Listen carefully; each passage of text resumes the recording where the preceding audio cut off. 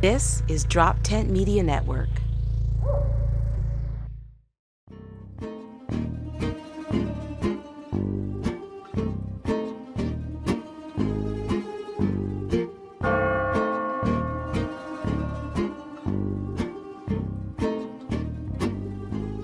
Okay. Shit happens, like I said.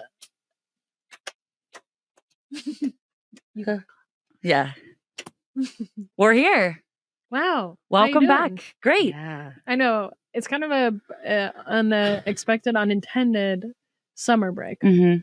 And we're back with another friend. Oh my God. Yeah. One of our favorites, I would say. You're my favorite. Oh man. Yeah. The voice you're hearing is Liz Glazer. Thanks. That's right. The Liz Glazer. Sure. I don't. Well, there are other ones. South Orange Own.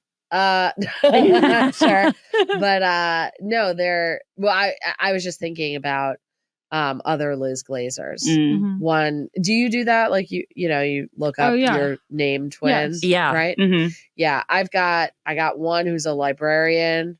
I got one who died of AIDS, and that's like a whole thing. And so, coming whatever. in hot to the dying of Between the pod. two of okay, yeah, and you're the third, and the other one is still alive. The librarian. Librarian, I think, is still alive. Yeah. Died of AIDS is dead. Yeah. Mm-hmm. And then there's one who Died of AIDS is a tough title to call one a librarian and the other one only exists. Well, she has like foundations in her honor, and like Oprah is like into the. Yeah, I once listened to an Oprah clip just to hear her Oprah say my name. Oh, so the other Liz Glazer is like Oprah famous. Yeah. Well, Fuck. she got AIDS from a blood transfusion in the, I think, late 80s. Okay, let it be known I was laughing because I was uncomfortable.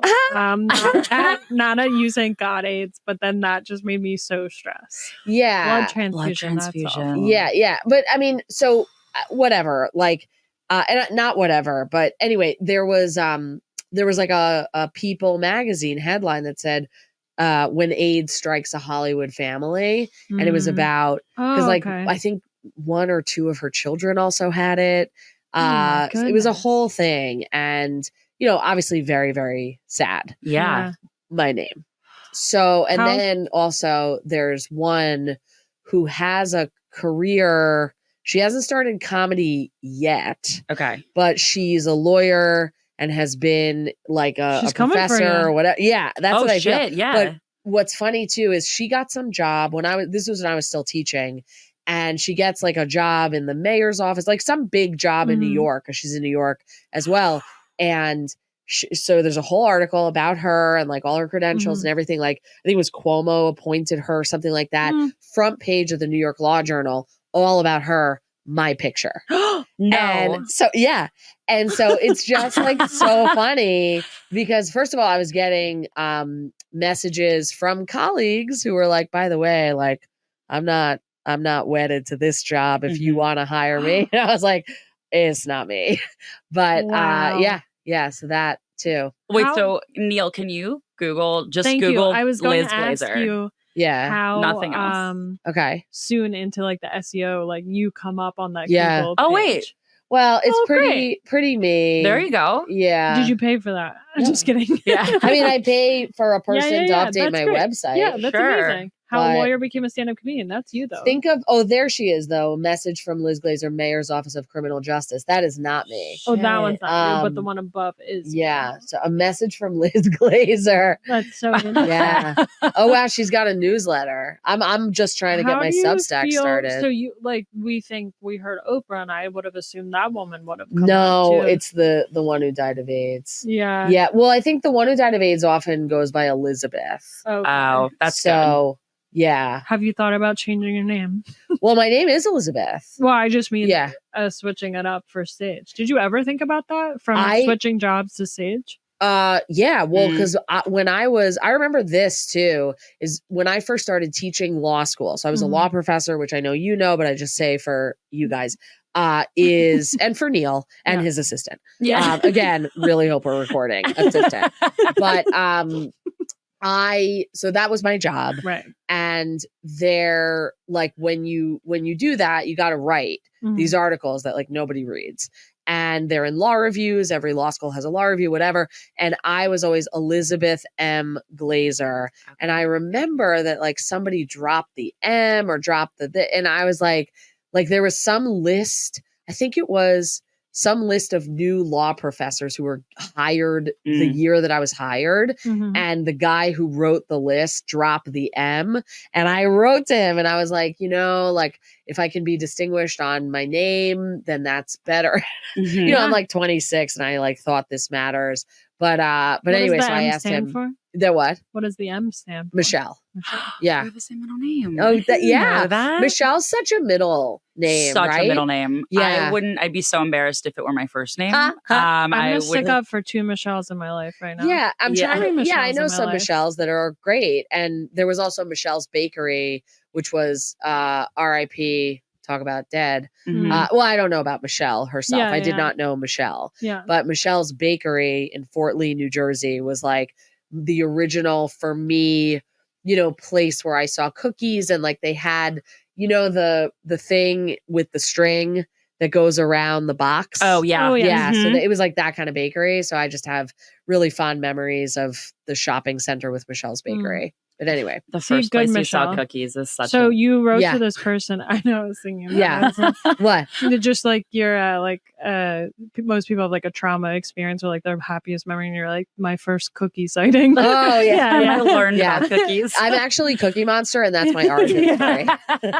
You were saying that you wrote to the professor at 26 about dropping the M from your name. Well, no, adding it. He didn't. Dropping it. Right. And I was thinking about Mayor Girl before her mayor job because I knew about her and I was like, no, people are going to think it's her, which I may have had a point, but like whatever. So, so anyway, but for me, Elizabeth Michael B. Jordan. Correct. Yes. Yeah. Right. So for me, Elizabeth was always school and Liz was camp. And so in the summer I was Liz and then I would go back to like serious school and I was Elizabeth. To elementary school. Yeah. What? You bring your briefcase to elementary school. Yeah. But basically. I can't be let loose. It's a real Hannah Montana story here. Yeah, totally. Double life. Yeah. I really relate to that. And so I think when I went all in for comedy, I mean, that's the metaphorical taking the wig off, if you will. Yeah, the big moment. It was totally. And so, I was never not Liz to friends at work, whether that work was other professors like in school or like practicing lawyers or when I was in law school. I was always Liz when I could choose to be Liz. College, I was Liz, although my best friend Shira, I know from first grade through first grade, elementary school, high school, and college. And so what was funny is like she's in the friend group, like we have like an active chat, today, like up to now.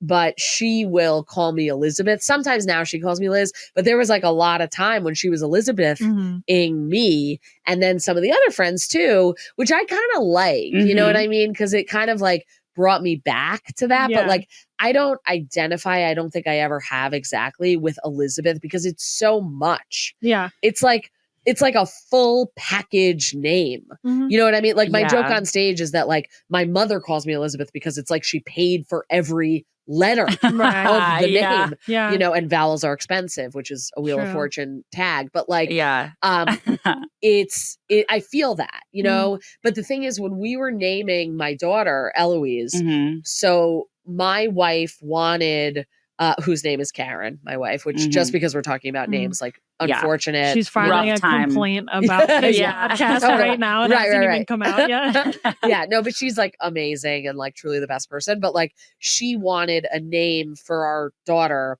that would be an Ellie, like because she wanted to call her Ellie. And so we worked backwards from the Nick to the name, right? And then we went to Eloise and we never call her Ellie. We call her Wheezy for fun, which is fun. It's so fun. It's fun. Yeah. And it's like, like the teachers at school. She just has like, asthma. I hope I call not. Kirsten Wheezy. Right. But And it'll be interesting, like, whether she connects to, because I was like, if she's a comedian and she's Wheezy Glazer, like, that's, she's got it. She's coming up high in Google. She's a Def Jam comic, first of all. Yeah, Wheezy Glazer, come on. Yeah. I Googled my name. I also was named after my dad. So James to Jamie. So Jamie Pappas. And my mom wanted my middle name to be my first name, which is Amelia. So I've always used Jamie Amelia for all social media, everything, even though everyone says Amelia, but it's Amelia. And that was going to be my first name. So my mom then felt the move that since my dad died while she was pregnant to switch it to in his honor, which is dumb. Sorry, Mom. But she did that. And now I just have a dead man's name. But, which is an interesting dynamic. I was trying to do a bit on stage where I was like, she could have picked any dead person because I would never know them or have affiliation with, which was like messed up. And I was like, I was trying to think of a dead person that wouldn't be George offensive. Washington. Yes. So she, so she wanted to combine my first and middle name to just because she wanted to be saying Amelia. She didn't want to, because how depressing to have to then be like James, Jamie, like the whole time, and I look like him. So she was trying to get like a Jamalia kind of thing. And now I know how your Instagram handle is supposed to be read because I think like everyone tells me Jamie la la la. Yeah, that's just see like that, and I'm like a little bit how I've seen it before. Of course, because it's a lot of letters at vowels. So and I totally get that, but it is my name, and I want to give credit to the whole name. I never took issue with my name. When I was little, I wanted to be named Katie or Elizabeth, but I just wanted a white name. Not that Jamie was white, but Jamie was like right in the middle of like being a boyish name too, which was fitting and fine. To have been a Jessica in like 2007 would have been you just flying high. I can't even imagine what that would have been like. Except I never wanted to be like the fifth Jessica in a class. That's true. That's what I like about Kirsten is while I have a lot of qualms with it, with the logistics of people trying to get it. I thought you were going to say like the religious underpinning. Just like a Christ derivative. Like yeah. That's what I think of when I think of you. Yeah.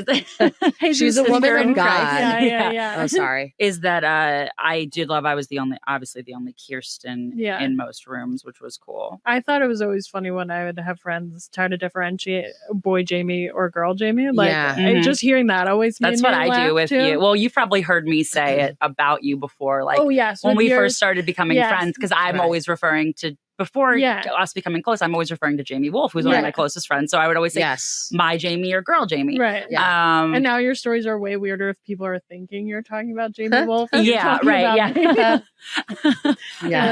Jamie Wolf bullied the shit out of me. We'll talk to him, I guess. He's canceled. They keep bringing their boyfriend everywhere. Just totally changed his life hearing the story. Yeah. New York's favorite piece of shit, Jamie Wolf. He's amazing. Yeah. As are you. I mean, but just, Truly, the only time it's tough to have name association is when it's bad. Like it sounded like you looked that up and hearing it. Well, I just like that you said died of AIDS as the person's like name first, because like we both, the story I told Liz, Liz came into the city last night. I was telling her a story about, we're very blasé about how we say death, or like if we were like, like, just scrolling on the phone, I would be like, oh, so-and-so died. Yes. And not sugarcoating anyway. I was at a store recently shopping for something for my niece. It was like a children's clothing store, and it was in a different state. And this woman was very nice and pleasant, but she was a small store. So only my friend and I were in there. She was like, sorry, like I'm a little stressed, like I'm getting ready for an event. And we're like, that's really exciting. And she goes, yeah, so like my friend lost her best friend to DV. Sad. But we have a wine fundraiser tonight. Fun. And my friend and I were in the store and we both went, cute, because we just like were following her energy. And we walked out of the store and I was like, what the heck did that lady just say with a sing-song smile? Like, the equivalent of like, so like my friend's friend got murdered by her husband. Aki, like, I love the qualifying after each sentence and just telling you the bullet point of how you should feel about what her face should look like. But between the Botox and mood stablers, she had to remind me what feelings. Yeah, she's sad. My friend died. Sad. We had a funeral. Expensive. I also now I'm stressed. Ooh. and that you said when you told me the story initially that whatever pill she's on you want. Yeah. Because like, you know, the level of cash. Oh yes, she was I was able to saying be, because I told a story that was rather serious this morning, and I was saying that will sit in my stomach all day. Like the anxiety of like just thinking that some people are existing in such a way versus this woman was trying to tell a story and say something serious, and everything she was saying was good, and it is a fundraiser. But even just saying a fundraiser for domestic violence is not the sentence you're trying to say. Like, a fundraiser for a foundation against domestic violence to help women, like not just women, but like people that have been abused. Like just the phrasing. I always raising love that money for DV. when people say that about cystic fibrosis too. About like we're raising money for cystic fibrosis, and I'm like I'm in. Totally. Like research, awareness, or my death. Right. Well, I love that the timing of your story was I think in order to say that I'm like the woman from the store because the way that I said died of AIDS. Exactly. Because you're like died of AIDS, sad. Bummer. But anyway, my name comes up next. But I feel like you and I sometimes sound like that to other people. Not in this sing-songy, bubbly way. But like Liz was like, "Oh, how's Kirsten doing?" I was like, "Bad." Right. And then just like moved to keep it trucking, like relatively like I was like, she doesn't feel good. She's on a ton of meds. Like, well, when I used to work at a retirement home. And when I was like 19, I was a receptionist there. And you know, one of my more day-to-day results of being terminally ill is I don't super think at most things are a big deal. It's like hard for me sometimes to relate to people. I have trouble. I'm really acting my heart out sometimes when people tell me stuff. And I was like 19, and this woman who had been there for many, many years, her name was Evelyn, and she died. Yeah. And they said that. Sorry. And I said, well, I wasn't trying to be like disrespectful because I stand by what it was a bummer, but I said bummer. And my boss, her name was also Karen, pulled me aside and was like, just like, I get what that you're saying. And I was like, I'm not trying to be, it is a bummer. That was not incorrect. It is a bummer that she died. And she's like, but like, there's other ways to sort. And it felt like she was explaining to me like I was a robot, and she was trying to explain to me how humans talk to each other. Yeah. But I was like, I also do stand by that it is sad. Yeah. It is a bummer, but people take bummer as to be far too. Right. Like bummer is like traffic. Right. Things can be two things. Death can be a bummer and traffic can be a bummer. But also people say traffic is killing me. Yeah. Thank you. It's the inverse of the hyperbolic speak. Yeah. Right.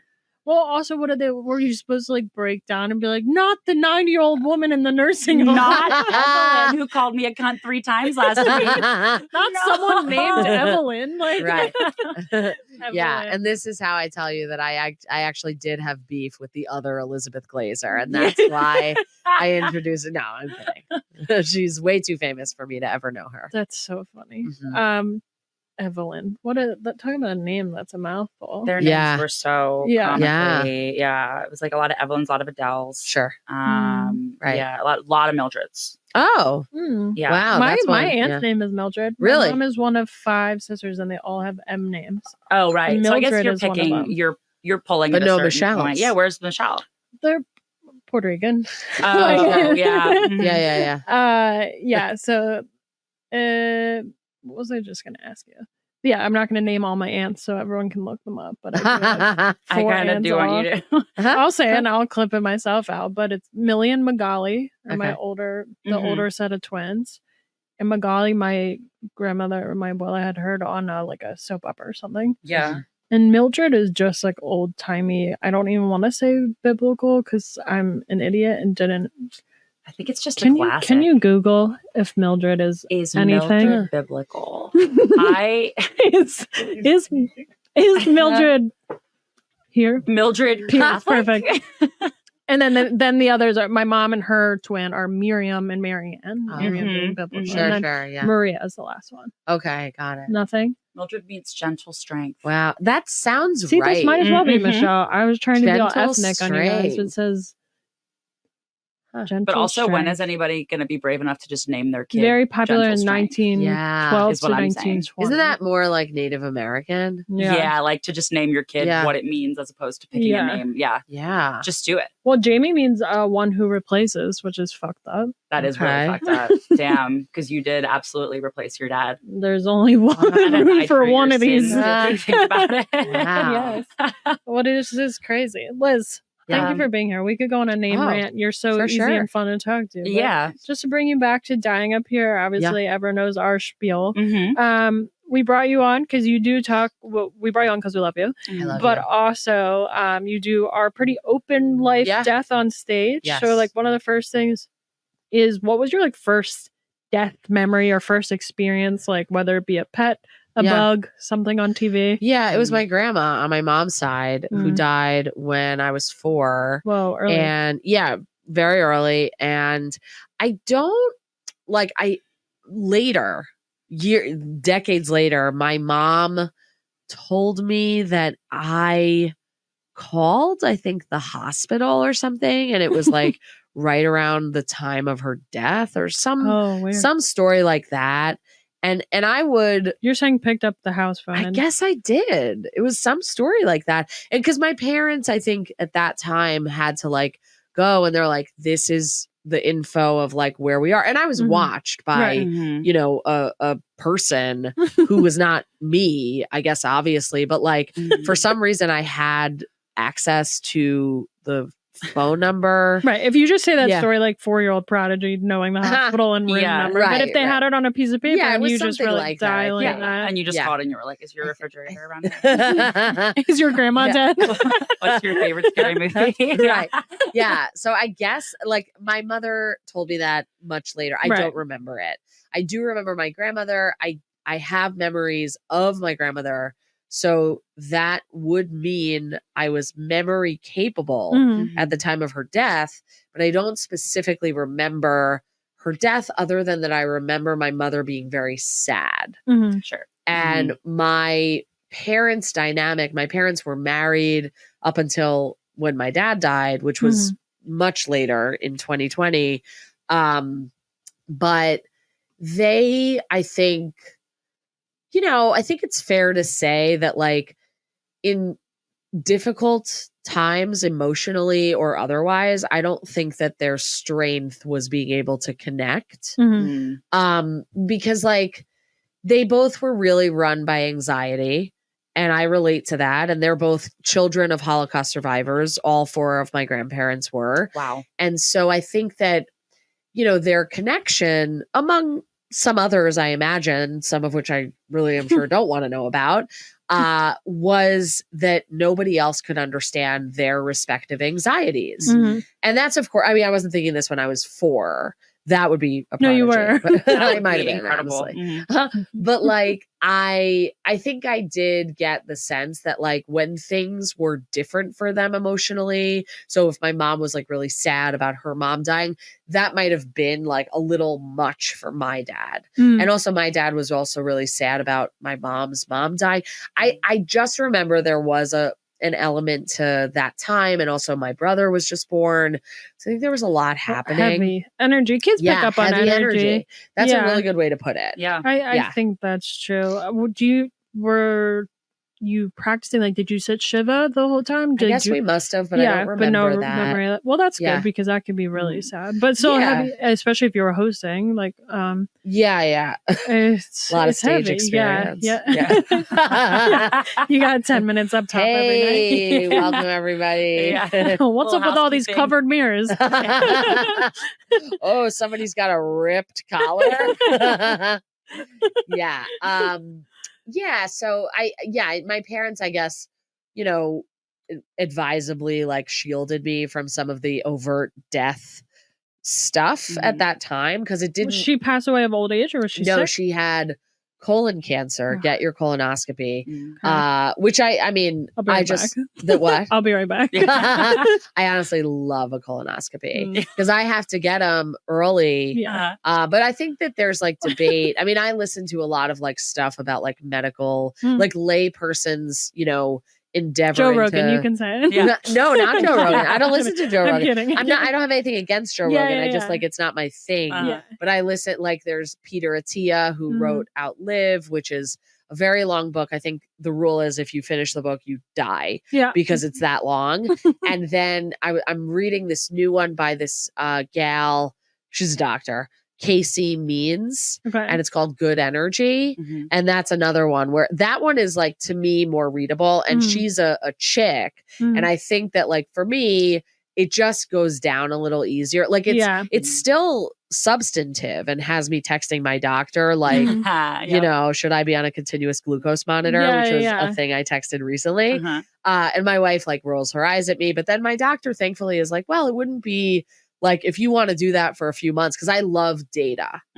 I love like, just like, give me tracking, whatever. So anyway, but I get colonoscopies because my grandma died of colon cancer. And also like, but the reason that I went on the tangent about the health stuff is just because a lot of these people who are writing these books now are saying like colonoscopies are like so good because you can die of colon cancer really quickly. Yes. But if you know you have it, you can also completely not die of it. And so if you have it in your family, you get prescriptions more easily. But right now, I think the age went from 50, 45. Like and now you're it's supposed 45. to get one every 5 years. I think it might be 10, but there's like a lot of debate. They're not to rat him out. He just got one and showed me photos of his colon recently. Nice. At dinner. Oh, good. How'd it look? Clean as a whistle. He wanted to share. Cool. He did have some pops removed, but he was showing me that the cancer can like develop over the 10 years. And he was saying, so they get it every 5 years. And he was, at least that's what his doctor said that he's required to do. And I was like, okay, but you were showing me this. And even as a doctor, you're showing how easy it is to miss because you're showing me the pops. So I was like, so if they go and split the difference every 5 years, if the cancer can develop over 10 years, you're more likely to catch it. And okay, so that sucks. That's a painful, not great way to die. Yeah. She sick for a while. I don't know if you know. I think it got like bad pretty quickly as far as I can understand. But yeah, so that was a bummer, as somebody once said to Evelyn. Evelyn, her ghost. Her ghost, to be clear. Yeah. She was pretty much a ghost the whole time you knew her. May her memory be a blessing. So she was sick, which is also an interesting for the first death for a kid. Because like you said, heavy energy. Like my abuela died. She was sick. She's cancer. I don't know if I was sick. I always think I wasn't told the word cancer because like as a little kid, especially like at that time, I don't know if that was said. But she was in the hospital for a long time. And like you're just told sick when you're little. Like they're old sick. And that was like, I guess, the first person I was alive to witness die. Obviously, having been just a clump of cells when my dad died. Right. But I just remember like it feeling so heavy and long because I almost like when you're little and like, you know, when people are like dying for a long time and you're like, get it over with. Oh my God, just pull the trigger already. But I just like didn't understand. And like, then it was like still so sad when it happened, even though it was like that like slow roll into it. But do you like, as you grew up, was your family, did religion, like what did you think of death? Like, did you believe in any I don't know. Afterlife, I mean, anything? That like, so I went to Orthodox day school, like Jewish, but like I don't remember a ton from that. I don't know that I had like any complete sense of what happens when one dies or anything like that. But I just remember a lot about death because my dad had heart disease for his essentially like whole life, like most of it anyway, because he had a heart attack. I believe he was 33 when he had his first heart attack. And he just like was really like, he had so much heart disease all the time. Yeah. And it was so like big in his life and our life. And so it was like, I cannot count how many surgeries he had. Like, producer and friend Neil Wood here. Brief commercial break. Hey, hold right there. Don't dare skip this. This is an important message. Me and my boy Albert Davis, we want to tell you about our podcast, Seriously Dad. Albert, why should they listen? Because it's the best podcast in the world. It's by two comedians who are dads. And you know what we're talking about? being dads. It's called Seriously Dad. Check us out on social media at Seriously Dad Podcast and anywhere you get your podcast. That's where we're at. We're funny. We got some great guests coming our way. We cover the topics you want to hear. Check us out.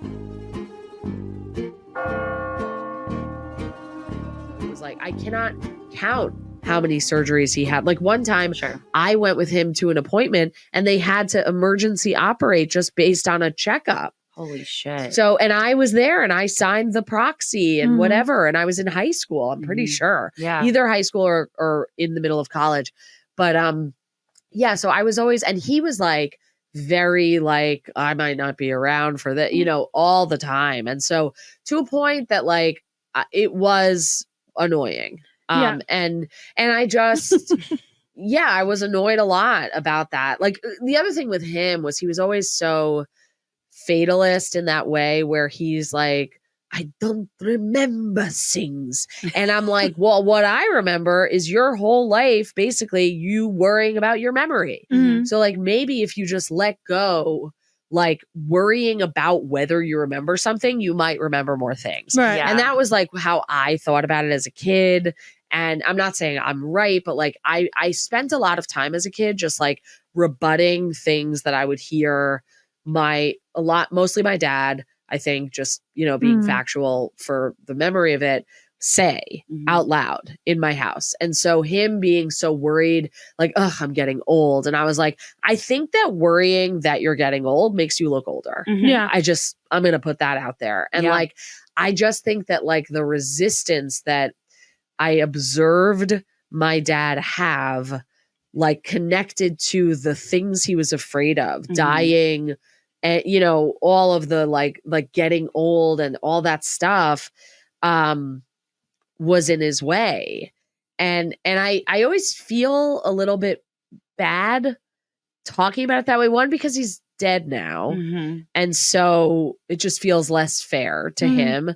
But two, because I know it's not for lack of trying on his part or just a real genuineness. Like the other part is he was the funniest. He was the most honest. He was the most blunt. I mean, you know, I have so many videos of him because like I just kind of developed this like role in my family as being like Mark from Rent, where I trained my family that I would leading just like role for what it's worth. Yeah, I mean, totally. Huge deal. She casted herself. Congratulations. I'm on Broadway. Yeah, books and blast. But anyway, is that I would just film.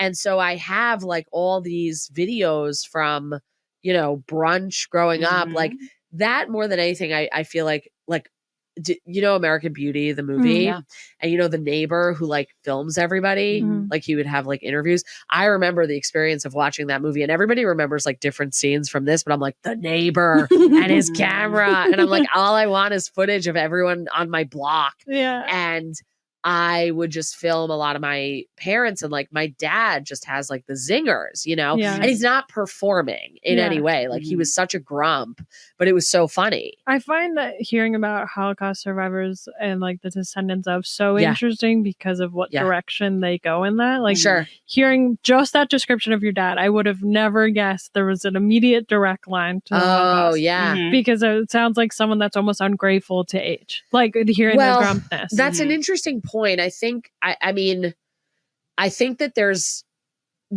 probably like he's also just an old man, like was just an old man doing the old man thing. Sick and in pain. Yeah, I really at do that believe. Point, at that point, because he had like, I mean, and I'll probably faint if I talk about this in too much detail because I have like that vasovagal response, but like he would have stuff like through his legs, like because there's like operations with that like if your heart is bad, like vascular surgeries, and I just like, okay, like, and but I think especially getting towards the end of his life, he was in physical pain a lot of the time, and that made him a lot grumpier. Also, I'm not trying to speak for Holocaust survivors. No, but wait. I just want to caveat. I was so, like, I think it's so interesting when I hear people, because like my stepdad's grandparents, same Holocaust survivor on one side of the family, and he they're very much like, don't talk about being sad or complain because nothing's wrong.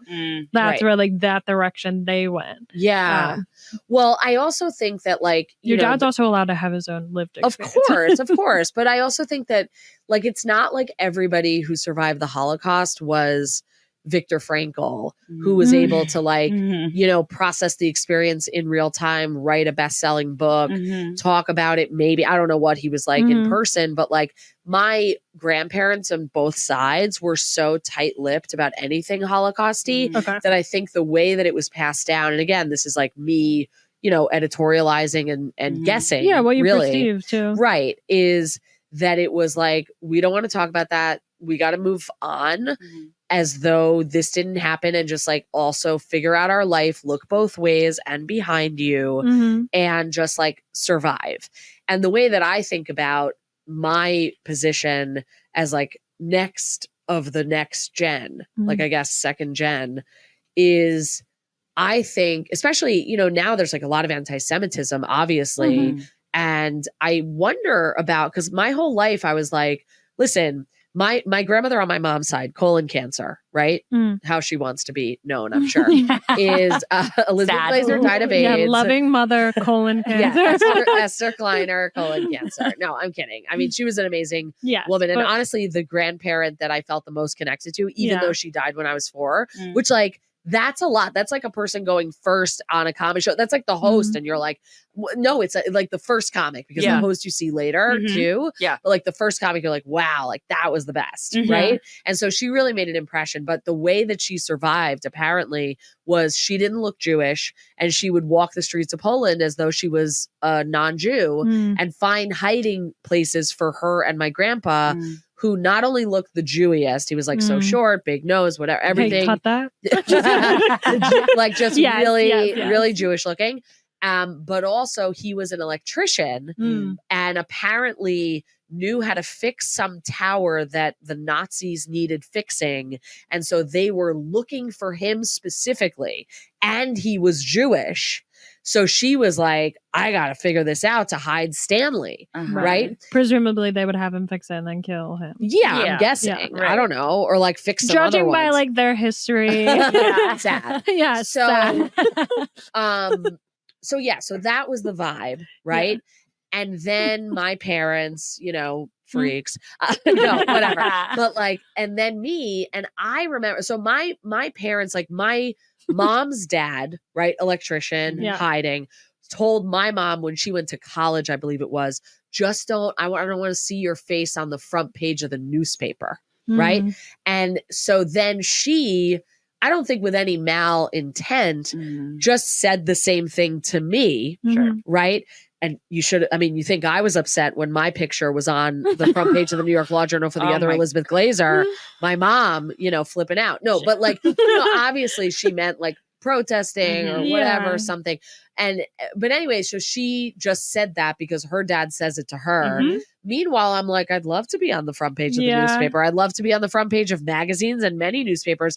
And the way that I metabolize that is I'm like, listen, I understand that for my dad and my mom, right, who were given these messages either expressly or in what's the other, like overtly. Well, overt is express. Invert, no, it's tacitly is a way. Like either way, right? They're getting these messages of like, be small, hide, right? And that makes sense. And then I come around and I'm like, but wait a minute, what's the point? If they hid, why did they hide for me to keep hiding? Like that's a lot. Like, you know what I mean? And so, and then I'm like gay, you know, and my brother is trans and, you know, it's like a lot, I think, for my parents. Spoiler alert. Yeah. For your parents. Well, I mean, and I think that stuff just happens because of like our respective life experiences. But I do think, I mean, on the theory, I've read this about, what is it? I think this is Sanskrit, but it's Parabdha karma. And it's the idea that in a life, every soul has a curriculum that they're, you know, supposed to learn or whatever. And whatever happens in your life is like, according to this theory, like what you are supposed to learn from and through and whatever. And I just wonder, like my parents were so into like, don't don't tell the neighbor, like don't be conspicuous. And then their kids, I mean, are the gayest. Right. Yeah. Exactly. That's, yeah. I just wonder about it. I'm not saying like one way or the other. Well, I would hear the same thing when I was little, just in Catholicism. Like people always want to say everything happens for a reason. God has a plan for you. God has a path. And I'm like, how are you going to tell this to a little kid whose dad is dead and everyone just looks upon you with pity? But you're saying like, God has a plan. Right. I do believe like, I think that my function fell into line because of what happened. Sure. I don't fall under the spiritual guys that my dad died purposely so I could do that. I think it's the other way, function over that. I wasn't applying it to that example. I'm thinking about myself I know. Of the time. But I think it's interesting because like in those things, it's like, I don't know that any of those types of theories are like true or false or whatever. I think they're just around as a helpful device to process like how stuff happens. And I think that in an application like that, or even Kirsten's, like if people said, of course, God, everything happens for a reason. Right. You're it's like, decidedly I'm terminally ill my whole life for a reason. Then that's decidedly unhelpful. Yeah. And I mean, I can relate to that. Right. I mean, I can have tons of examples, but like, I think it's a matter of like, first of all, when it's not someone dying, when it's just like traffic, literally, like sometimes when I am in traffic, I use this because I am a very high strung asshole. I think there is a part of me that is just like, get out of my way and not like, I don't have any patience. And because I know that about myself, I try to just internalize teachings and read about things that can help me to not allow that to be in the way that I respond to the world. I will say, knowing you for a few years, you are not that person out loud. Right. Whatever your brain is screaming, I think it's why we're underlying friends, is that you're a secret asshole. But no one would literally ever describe you as an asshole. Sure. Yeah. And I get that. But I also think like, it's like, you know, you think about somebody like Ellen who has this whole brand of niceness and then she's an asshole. And I always think like I have a lot of compassion. Are you Ellen? I have a lot of compassion for Ellen because I'm just like, everyone's an asshole. Yeah. Everyone's an asshole. And I think unfortunately, like the brand got away from her and it's all about nice. Like, listen, if my brand was niceness, all you're going to look for is not niceness. Yeah. And so it's kind of priming everybody to think, oh, this is Mother Teresa. Listen, if Mother Teresa knew she was Mother Teresa, you'd be like, actually, she's not that nice. She's kind of like full of herself. Jesus Christ. Totally. And not to mention Jesus Christ. Have you heard what he did to me? Oh my God, we get it. Yeah. Well, it's like, I don't know if you've heard like the newest, I think it was the newest Neil Brennan special. Okay. But he was on Working It Out with Mike Birbiglia and he was talking about it. I listened to that. And he was talking about how people ask him like, is Kevin Hart humble? Oh, yes. And he's I remember this part. Yeah. He's a billionaire. He's like, you're a landscaper. You're not even humble. Yeah. And the thing he said that stuck with me, I think it's a joke in his new special where he says like, people just want people want to think every celebrity is a saint, right? Yeah. Even though they're just like us. And someone asked him like, is John Mulaney a good dad? And he was like, unless you're his son, why does it matter? Right. So why? Yeah. Are you his son? Yeah. Because otherwise, why does it matter if he's a good dad? Also, what is a good? Yeah. Like, there's so many subjective things. Like, just let it be what you want to think it is. I think social media has made people think so much into the personal lives of people they don't know, where you're just like, I judge people all the time, but I'm not like, I don't wake up and think about John Mulaney's parenting skills. Right. But if you brand yourself, I go to bed that way. Though. As a, I do. What's Nick Kroll up to? Like if your brand is kindness, then that's when people go, oh, that's just not what I thought. Right. Like Mulaney's a good example, right? Because he put on this big stage persona of this total square. Right. And then when we find out that he is a human being with addiction issues and is not kind and whatever, then we go, and who's to say he's not kind? What is nice, you know? I also think it's like everyone's perspective, because like when someone like backs up another celebrity, you're like, yeah, they're nice to you. Like everyone is nuanced. Yeah. And we've talked about that before, like with the Jason Bateman, where Larry David, like they set up being an asshole. So when people meet them, Conan, they can be an asshole. Oh, and Conan's like just the only nice person left, that knock on wood, that we like know of first. I'll knock on wood. Yeah. So I'm Jewish, but I hedge my bets. I believe it was you. Actually, you and I said this on a earlier podcast episode. We were talking about any celebrity, any comedian that we think could just somehow never have a scandal. And I said Liz Glazer, and you said Rory Scovel. And we were like, they're the only two we could think of that wouldn't have any. You're our prom king and queen. You really are America's mom. I love and dad. Rory Scovel. Yeah. Just like totally aspirational in terms of freedom on stage. So And just silly. So funny. Just can't so envision.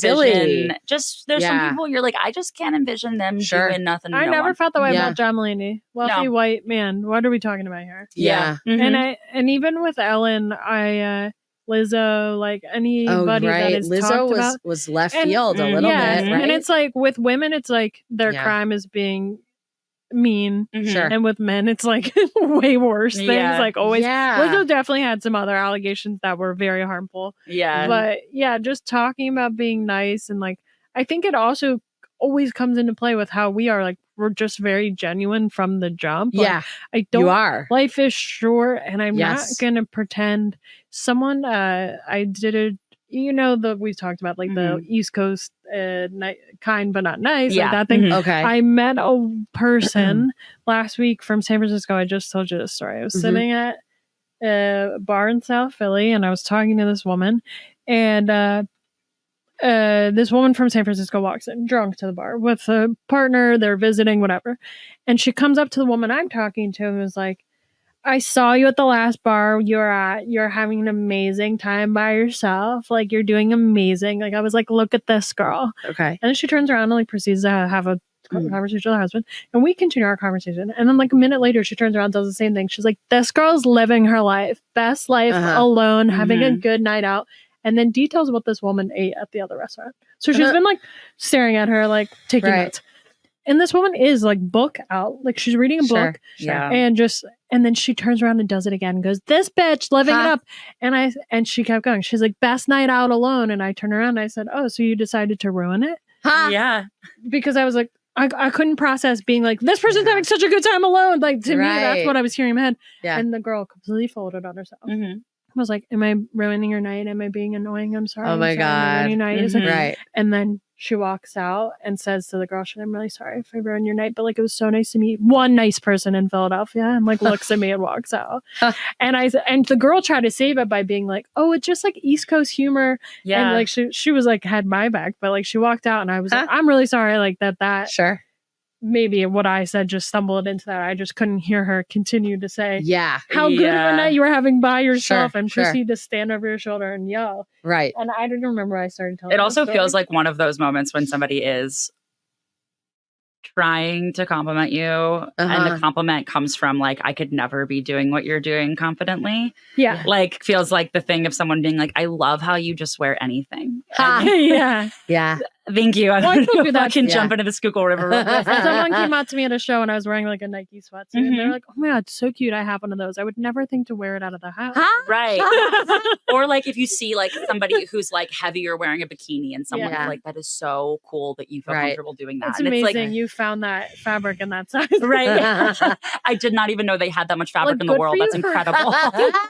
Taking that much time to search. Right. And you're like, and even if that type of person does mean it genuinely, it's like what you're saying is like, you are so insecure about yourself that you think what I'm doing is like, is an act of bravery when it's just like simply existing, that kind of stuff. Yeah. That's a great way of saying why it's about the person who says it. Yes. Right. Rather than the person to whom it's said. Right. Because I mean, we all know we all travel alone, right? I sit at bars alone all the time. It's the only way to get food after a show, right? Sure. I wouldn't look at someone sitting alone and think twice. But a more insecure person who could not sit alone at a bar without being so embarrassed to be alone would really notice that and be like, I wish I had that skill. Yeah. I wish I could do that. It's like this weird, like, jealousy kind of like you really hone in because you're like, I want that so bad, you know? And that's a great yeah. So I just want to circle back for a sec to the curriculum of life thing, because I think, okay, so I'm going to try and make this connection because I think that there is a difference, especially like I have a lot to say about like people and their like grief greetings. And like I've had, you know, my share of like, what the hell is wrong with you type of people saying stuff in response to a hard moment that the person is having. And I, you know, try and learn from those experiences and not say those things to people. And I think that was a really astute point to take the like life curriculum thing, because it is everything happens for a reason. I never thought about it being the same as everything happens for a reason. But the moments that I'm thinking about the life curriculum are not the like bad thing happened, therefore whatever. Because I just think of it as like, oh, either small bad thing happened or just this is the way my life is. And isn't it beautiful that I'm able to like learn all these lessons and whatever, which I think it's the same, but it's like flipped in its circumstance. And similarly, what you just said, Kirsten, about what did you exactly just say? I'm sorry. Just about like people having the thing that they wish that they had the strength or bravery to do. So that you're noticing, that the person is noticing. I was thinking about this in terms of belief in self. So I was just watching the US Open recently, and like, you know, I think it was Yannick Sinner after he won the Open that he was saying, you know, like, I'm so happy, like thanks to my team for believing in me and also for like creating an environment. I mean, he didn't say it that way, but like for me to believe in myself because, and he underscored it in the interview post game. He was like, cause that's the most important thing. And you hear that stuff, like the belief in yourself is the most important thing. And I'm like, I know it. And also I still sometimes feel like I don't deserve to believe in myself or whatever. Yeah. And I was looking at a Facebook memory of mine from 10 years ago, and I wrote this thing, and I used to like oddly just like write like little like fortune cookie type status updates as notes to myself. It's like so cringy. Like I'm literally face palming, like truthfully, but sometimes they'll pop up as memories and I'm like, I was smart like 10 years ago or like I need that in this moment. So whatever, better or worse. But one was, you have to believe it's happening because if you don't, then you won't notice that the signs of it already happening, something like that. And I think that there's something like, it's another example where it's the flip, it's the positive thing where it's like seeing the thing that you want to happen. And if you don't believe that it will happen, you don't notice the steps that you're like, it's happening. Yeah. You're here right now. Right. Yeah. I mean, I always feel like one of the things that is sort of a good thing that comes from my life experiences is like, when it comes to perspective, right, I have always been very zoomed out. Like and it sucks. It especially sucked being like a teenage girl and never feeling anything, because always being like, but it could be, but you know, like always seeing every side to stuff is like, I would also just love to be able to just be mad about something petty, you know? Yeah. But I never can. Yeah. But the ability to be like so zoomed out all the time. And I always just feel like I always feel like I'm watching everything that's happening outside of me, is like, I often will see that with other people in my life who will be saying or complaining and be like, I just wish I could have this. I could just wish I could have this. And I'm just like, how are you not understanding that you're here right now doing this exact thing? I know. And I often try to hold myself to the standard of like, if I told Kirsten 5 years ago I'd be doing this, would she be impressed? You know? And I feel like that's she was also a stone cold bitch. Yeah. Like, do better. That's an interesting way to think about it for yourself, though. Yeah, like I try to think of that, and it makes me it's something that is a good skill that you really can't force, but it's a practice. Like, right, it's a practice. It's 100% a practice. You don't just have it or you don't. You have to every day have enough mindfulness to say like, what are the good things going on right now, and how am I a step closer to where I wanted to be, even if the step feels so minor. Totally. But if you want to be an actor and the only way that you can judge that is, have I won an Oscar yet? Then you're also never going to win an Oscar. Totally. Because how can you get there if you aren't realizing like, oh, I'm far enough. I'm qualified to submit for this thing and this thing and this thing, you know? I know. Right. I think that I like talk about phrases, or one that we always like have a buzzer for is when people say, I can't imagine to you. I have anything can happen. I had like, my mom went so far the other way where I think like my dad dying when my mom was pregnant with me is like a realization that anything can happen in life at any moment. Of course. But then that's like the negative look at it where I'm aware of everything so much. But then I also believe the other side of anything can happen on the spectrum where I'm like, anything can happen and anything can happen. Yeah. Like, where I'm like, when you're saying this, like believing in yourself, I believe in myself. I'm not going to say to a fault, but like I don't understand the not. Like sometimes you'll say stuff to me and like maybe second guess or something like where you're like just, and you believe in yourself as well, but like sometimes you'll well, but sometimes you'll say like even just with like the people pleasing stuff. Yes, you'll be like, oh, you were telling me a story, like just like maybe I'm worried about how this person's perceiving, and my brain cannot process like not doing or saying something because that person might be feel type of way. I'm like, I know, I wish. I'm doing this. They might not like it, but they're not going to like it regardless of whatever I say. And you're right. But it is, I know it is like a crazy, like way, not crazy, I shouldn't say that word. I know it is a special, like some people see it as a special skill, but it is a stubbornness in my brain. My mom tells a story that when I was little, I one time like threw away a banana peel, but I fully like did the like wiping my hands, and she said she never saw me clean up anything ever again. Like who knows, in that moment that day that I was like only gonna forever do what I want and like no thoughts, like never looked back, like only like. And she's always said that. She's like, I knew you were going to be successful because you never did anything you don't want to do. Like even to this day, if someone asked me like, hey, do you want to come to this party? It's at 4 p.m. Everyone that's going to be there is an accountant. Like it's dry, like everything. I would be like, no, thank you. Like whereas like I have one of my best friends will look at an invite. She got an invite to honestly the worst thing I've ever heard. And it was like an acquaintance, but they were like, it's my partner's birthday, someone she's ever met. We're playing board games at our house on a weeknight, and she offered a list of gifts to bring for the partner. My friend doesn't know. And my friend still was like, are you doing anything that night? Like maybe if I have plans, I'll feel less guilty about not going to this party. I was like, what do you mean? No, thank you. I can't make it. Have a great night. People should feel guilty about inviting anybody. Right. So sometimes I hear things like that where I'm like, it's very straightforward to say no. And I realize a lot of people are so empathetic in that degree. Not that I'm not empathetic, but I like, if I don't want to do something, I'm not doing it. And it's sometimes it will be everyone else's problem. Wow. But anything can happen. It's definitely. But I think it's because of that where I was like, yeah, anything can happen. Like if I could drop dead right now, I'm not going to be at that party with the accountants. Like I think we talked about that more and more. It's like, I forget. Oh, I think it's on SmartList. They say, they talk about when you book a job, they say like, if you're iffy about like taking a booking, you're like, if this job was tomorrow, would I do it? If this job was this afternoon, would I be looking forward to doing it? And I think that about any plans. Like if I get a text that's like, I'm never a person that's like, oh my God, yeah, we should do that. I'm always like, nah.